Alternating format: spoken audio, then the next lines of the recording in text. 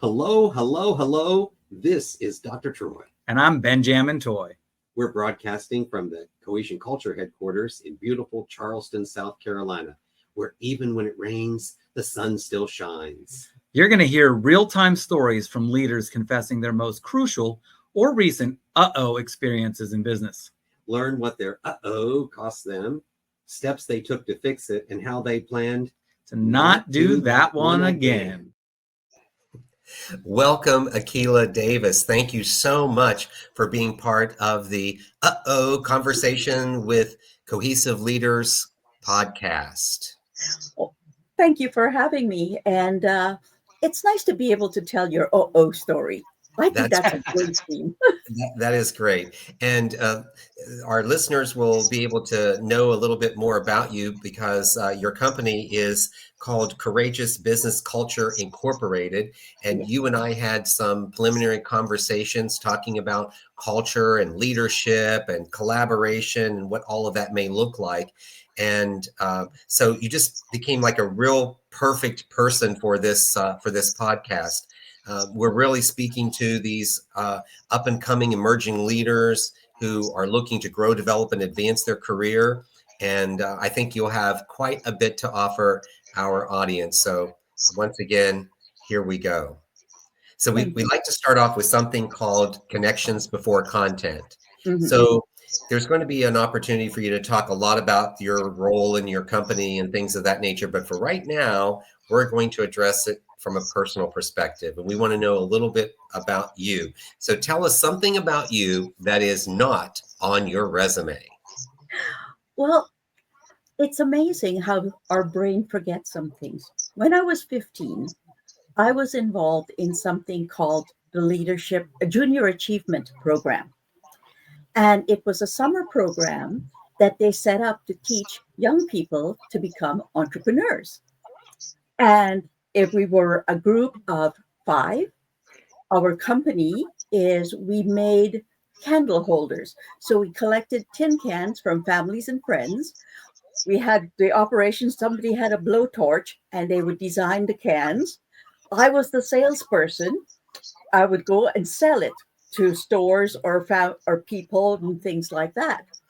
And it was a really interesting experience, especially for somebody who came to hate the word sales or being a salesperson. But it was really interesting because we also sold shares in the company to, again, family and friends. And at the end of the summer, they got back for every $1 they gave us, they got back $1.10. Oh, nice. That is awesome. That is really awesome. That's really great. Well, thanks for sharing that little insight, to you, the little perspective. But Ben likes to know a little bit about your I. So Ben, take it away. Absolutely. And I do want to say welcome. We are now an international podcast. Akeela, you are located where? I'm located in Vancouver, Canada. Excellent. So that's exciting. And then, so this question is, a lot of folks they go right into what you do. I want to know more about who you are, as your identity. What are the behavior traits that you love to be known for? What are your interests? Who are you as a person, not as a role or a hat that you wear? Well, that is a great question. I am a person who likes to do what I believe in. I like to enjoy what I'm doing. Life is too short not to. And integrity is one of my greatest values. And if anything is ever out of integrity, and there's been several examples of that in my life, I move away from it because that is not me. So does that give you an idea of who I am? Absolutely. Now, do you confront those conversations or just move away? Like, how do you handle that? Oh, I talk about it because and I would explain it to somebody. I'll give you a good example. One of my careers, this is my 3rd career, by the way. One of my careers was as a financial advisor. And when I joined in Canada, you have to be part of a brokerage organization of some sort. And I went with one company because they were excellent. Even if you have your own company, you have to be affiliated. And they were excellent. The gentleman who owned it was absolutely amazing. And then he died, and his son took over. And he brought in investors, and those investors were not people first investors. They were money first investors, which is why they invested. That's fine. But once they started doing things that are not in the best interest of our clients, I sent him a letter telling him how I felt and why I felt. And his response was, Akeela, I can see your frustration on the page. Let's have a talk.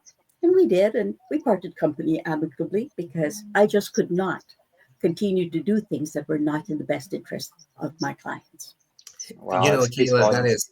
that is just so fantastic, because oftentimes we lack sometimes the fortitude to really stand up for something because we're afraid that we won't get it back, or we're afraid that that we won't be seen in a favorable light, and we begin to compromise some of our values. And I really appreciate you sharing with our listeners how you can stand up for your values and speak your mind, and still still separate from that situation with all of your integrity still intact, without you having to do it. Because once you give your integrity away, then it has the opportunity to dwindle more and more that happens. So, Well, there's that, and I think it eats away at our self-esteem.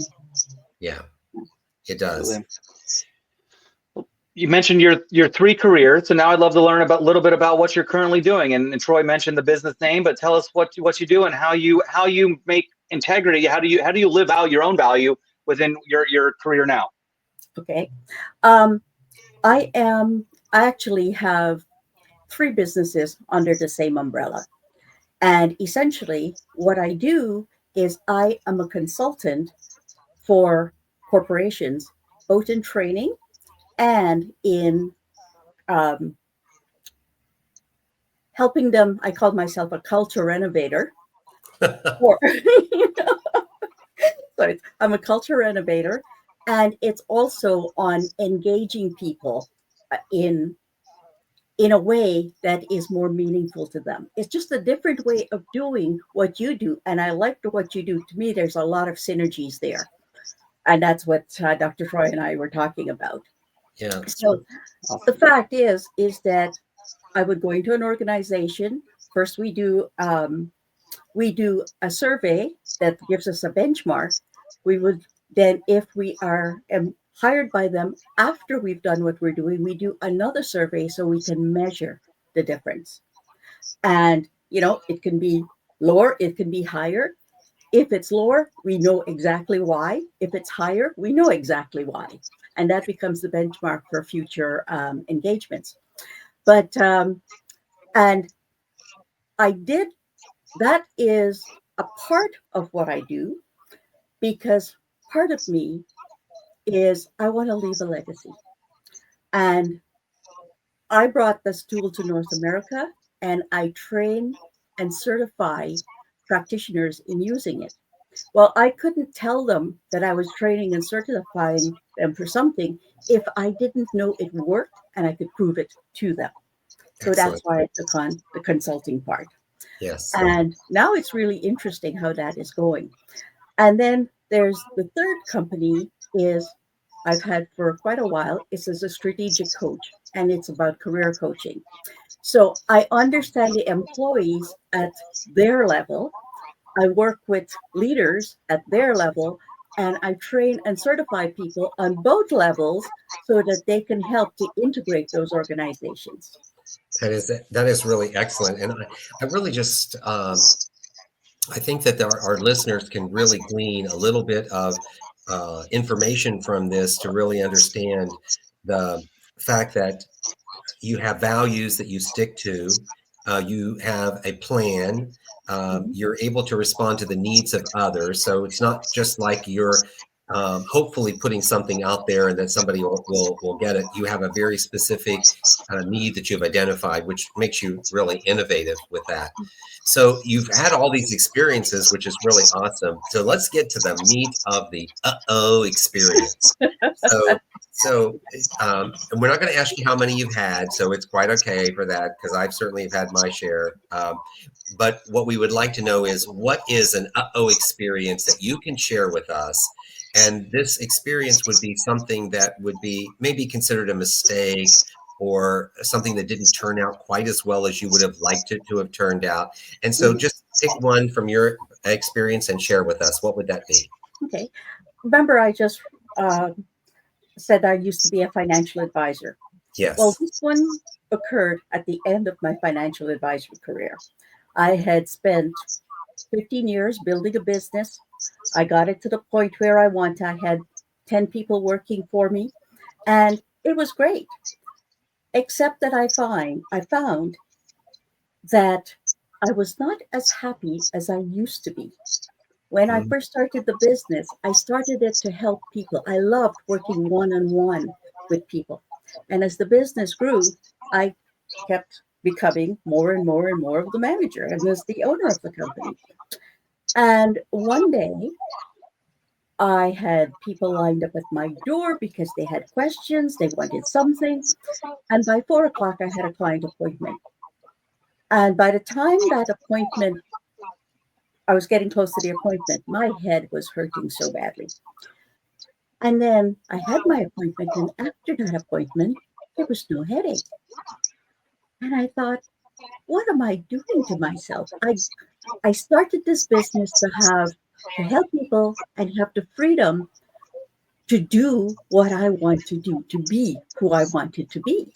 And now I am looking after all of these people. That's not what makes me happy. And I made the decision to sell the company. And that came with a lot of angst as well, because so many of my clients had become friends, and to have to leave them was not easy. My saving grace was the person whom I had hired, another gentleman, and I had trained him to do the business. So when I was ready to sell, he was the one who was buying it. So I knew I was leaving them in good hands. It wasn't until a few years later when I took an assessment, and as I was reading it, I thought, oh my God, so that's why I sold my business. And that's why I did that. It was like somebody pulling back the curtains, and I could see that in reality, that was an moment. If I had the information that I had at the time I made the discovery, if I had that back then, I probably, most likely, would have taken a different path. Got it. Yeah. That truly makes sense, right? When you think about it, having information at your fingertips is important, and we sometimes recognize later on. But here's the good news: is we can't go back and worry about what we did before, right? Because it's already done and over with. But it can inform you on the future. That's right. In the future is exactly right. So that's where we want to get. So what do you think that this cost you in terms of either time, money, angst, communication breakdown, whatever it is? What did you not having, or you having this moment, what did it cost you? It cost me a lot of great relationships. It did cost me money. It cost me the ability to build on that, and that business is still in existence today. But I could have still owned it just if I had done something differently. And let me explain what that was all about. When I got my assessment, I realized that my top motivators were three things. One is called the spirit. And that's the one where I want freedom. I hate to be doing a lot of paperwork. I hate to be doing a lot of compliance. And in a financial business, compliance was getting worse. Yes. So you and Ben are very much in alignment there. And the fact, and one of the other things, because I'm a spirit, when I treat my employees as if they are adults who knows how to do something, have a delegated job and expect it done. But what I learned, of course, and you know this, is there's some people who can do that, and some people need directions. They need to be told what to do, or they aren't going to be engaged in their work. They're afraid of so many things. So being a spirit, the one thing I didn't realize is that I considered myself in my head a babysitter, and I didn't like being a babysitter. And at the time, I didn't know that perhaps what I should have done is find a good manager, or the guy that I trained, put him up to VP, and he took care of all of that, and I did the things I wanted to do. Right. You know, there were so many other potential solutions that would have created a stability for my husband, because he just saw me as calling this and going off and starting something new again, which I kind of like to do. But so that was one of the first ones. That's why I sold the business. The other one is understanding why I like to do this. My second one is a creator, a problem solver. And I used to joke to others that you have a problem. If you come to me, even if you don't want a solution, I'll give you one. But the whole idea is I've built my life on see a problem, fix the problem. Even when I was working for employers. And not knowing that, I couldn't capitalize on that either. Right. So remind us again, what was the first one? I'm a spirit. Yeah. Spirit, and then innovator. A creator, which is Creator, definitely a spirit and creator. And what was the third? A searcher. I need searcher. to make a difference. I need to do things with purpose. I just couldn't spend my life earning tons of money and it doesn't benefit somebody that I can see that is benefiting them. And those are my top 3 motivators. And apparently, those are responsible for 60 to 70% of your unconscious decisions and behaviors. Wow. Sounds actively like within cohesion with your own plan back then, creating the team, you want to be part of somebody, but the value, you wanted to have meaningful work and then working with others and seeing that big picture all put together. I mean, that's a big part of what we teach, is that when you know how you're making a difference, you will love what you do more. So you were missing 2 of those ingredients, and that's why it was a challenge, and you weren't enjoying, you weren't engaged with it anymore, and you wanted to get rid of it. Makes sense to me. Yeah. And that's where, like I said, we have to know who we are. Self-awareness is my biggest mantra. Is if we aren't self-aware, how can we be the people we are? So that might be a segue into the answer to this question is, how did you change it, or how would you change your uh-oh? Your uh-oh was selling the business, right? So what would you do to change that experience now, looking back, or now? Well, now I do my motivational map regularly. Every year I do it, or if I'm feeling confused, if I can't move on because I can't decide, there's something going on in that subconscious I need to know, because we can have conflicting motivators. And that will cause indecision. It'll cause confusion. It will cause a lack of clarity. So once I do it, okay, so that's what it is.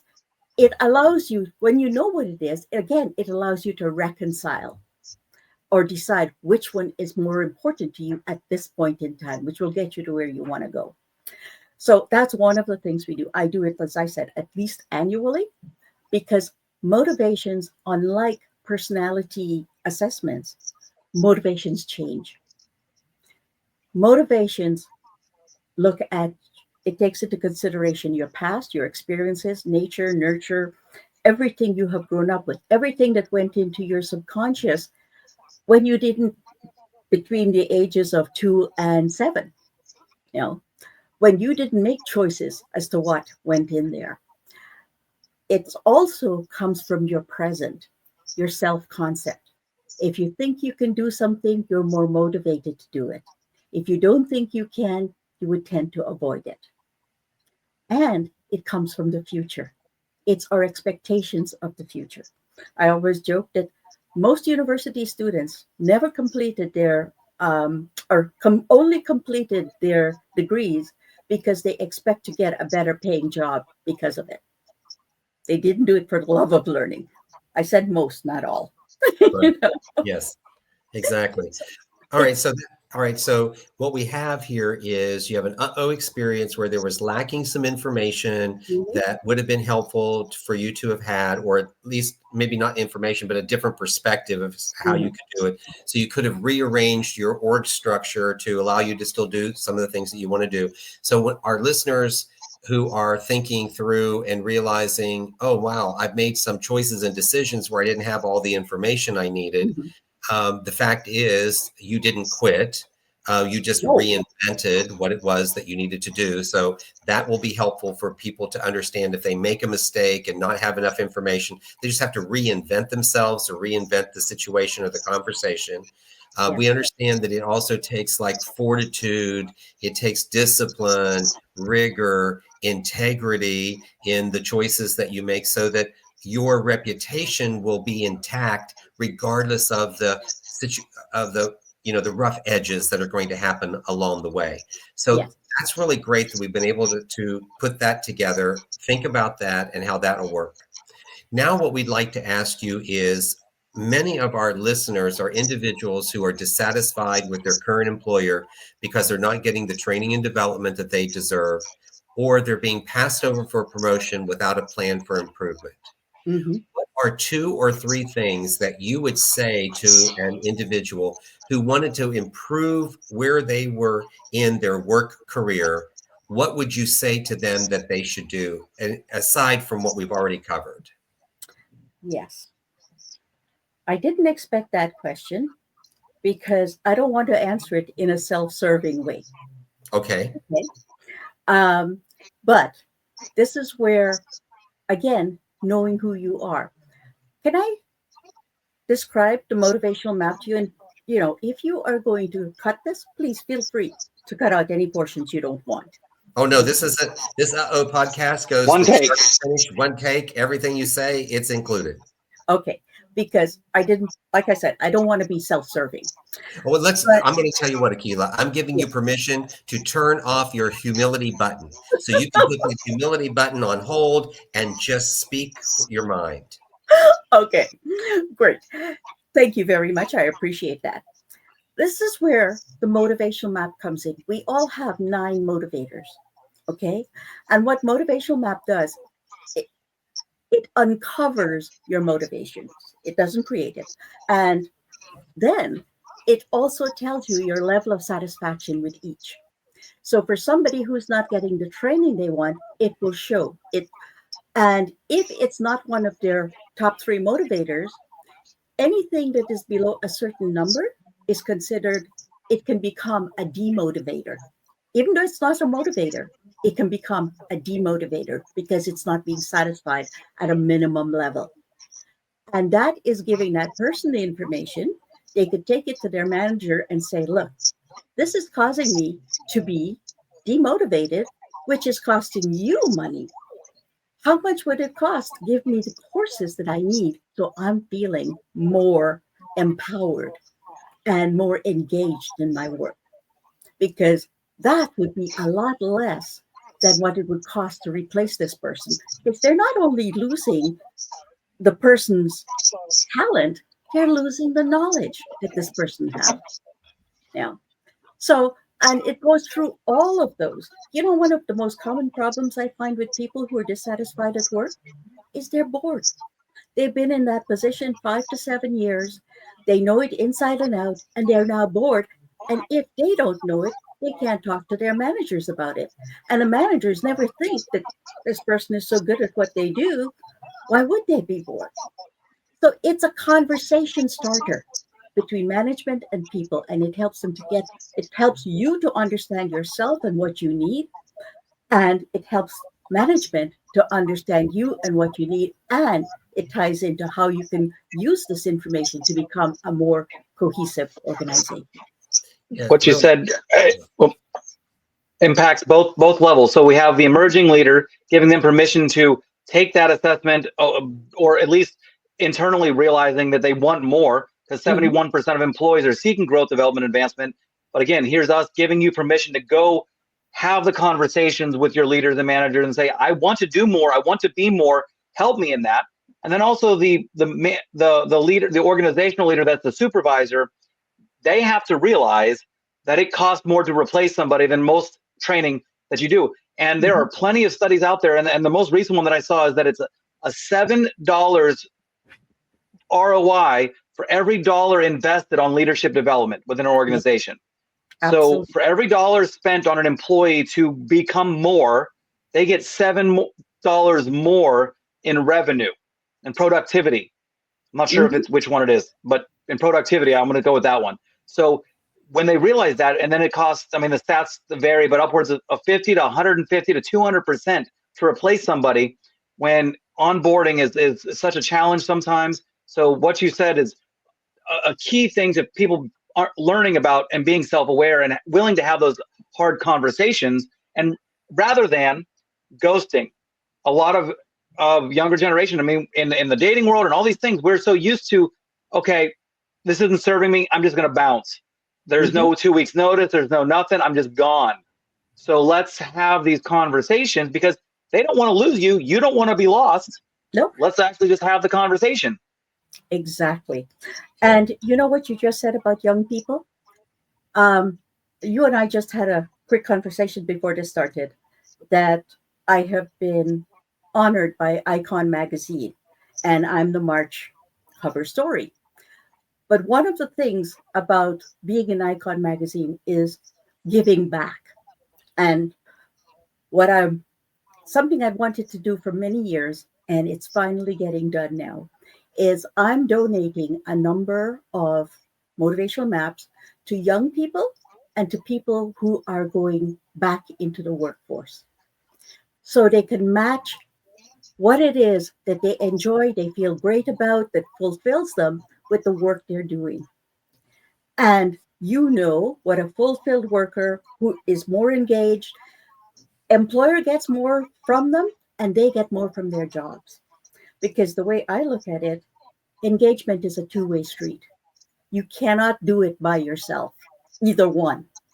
So part of my mission is to educate at leadership level and the grassroots level, because you both have obligations. That's great. And Akeela, is it Icon? Is it IKON? ICON. ICON magazine. Okay, great. Cool. Just wanted to make sure that people were taking a look. If they wanted to find out more about you, then they'd be able to search your name, and then certainly the Icon magazine, which we would be looking forward to that coming out. So make sure when you post it, you tag us so that we can have some conversations with you about that. So Thank you. It came out today. I just haven't had time to send it out to people like yourself, but I'm going to. okay, that sounds great. Well, we certainly appreciate you sharing this wisdom with us on the podcast series. Really great. So we'd like to just find out from you, what was a question that you thought we might ask you that we didn't? I can't say I had any question in mind, because Okay. I'm open. Very good. Very nice. And see, there you were, integrity once again, being straightforward instead of trying to fake it somewhere along the way. But the reason that we asked that question to you is it gives us an opportunity to remind our listeners that when they're interviewing for jobs, they should be prepared for that question. That comes up often times in an interview when someone will ask, well, what is something that we didn't, or tell us something you haven't told us yet. And you want to be prepared for what that is so that you're not rambling, you're not just creating it on the spot, but you're prepared. But because of you being the professional that you are, we didn't prep you for that ahead of time. We wanted to see what you do. So Well, thank you. yeah, it's all great. Well, once again, thank you for being a part of the podcast. And like we always do for all of our Cohesion Culture programs, we leave our listeners with this mantra. You don't have to know everything. You just need to be teachable. See you on the other side.